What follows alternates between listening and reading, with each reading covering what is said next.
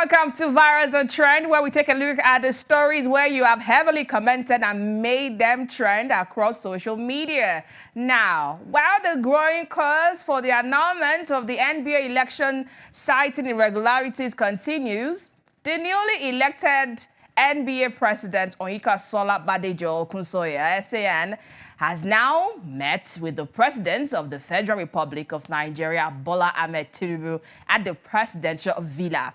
She says, regardless of what you're saying, I'm going ahead to meet with Mr. President. This comes amid senior advocates of Nigeria, Lateef Akangbe, challenging the Nigerian Bar Association presidential election results, alleging widespread irregularities and technical failures. This has got many Nigerians talking. But let me take you to that very, very beautiful moment where she met with Mr. President alongside her learned colleagues, as they say it.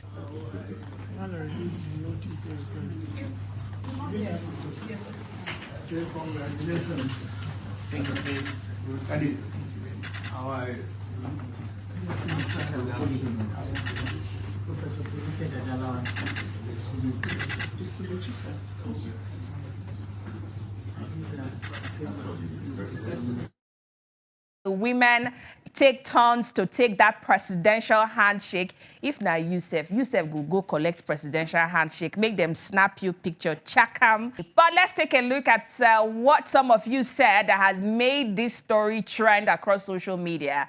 At Afrisaga City said, I just saw the video of the newly elected NBA President Onyeka Badejo Okunsoye, in which she paid a courtesy visit to President Tinubu.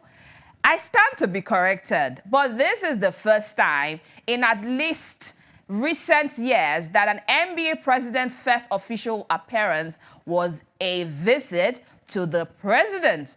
Did she go thank Tinubu, share her plans for the NBA, or discuss Nigeria's issues? What exactly is the essence of her visit? Shouldn't she be even farther off at the villa or from the villa now? I'm tempted to accept the position of several lawyers that the circumstances through which she emerged were uniquely controversial. That's one comment that caught our attention. As Engineer Adele said, go to court. If you feel it's illegal for the president of a professional body to make official visit to the president of the country, then go to court and argue out the case. Let's leave it right there and move on to other stories.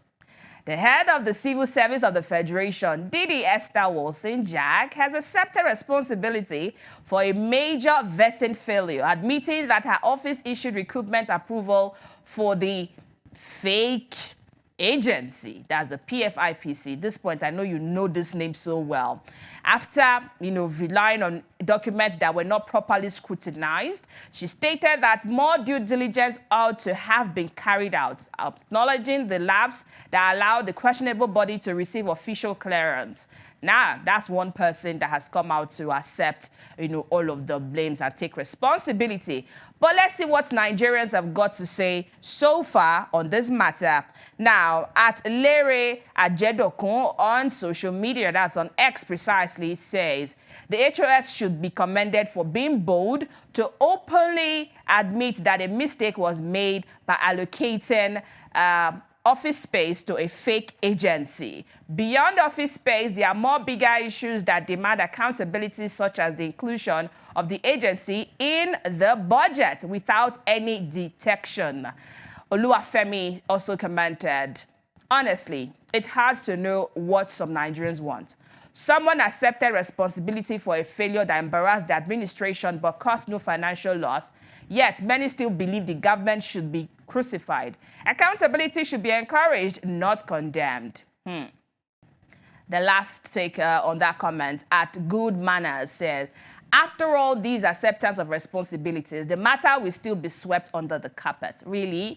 Investigations are still ongoing, so let's give this government a breather. Let them do their job. When we are done with this investigation, there should be a report to us. And to wrap up virus and trend right now, developing stories suggest that Nigeria is steadily transforming the hazardous Lokoja Benin Road into a modern highway with dualization work underway since 2025 by contractors, including Boa Group, along the crash-prone corridor.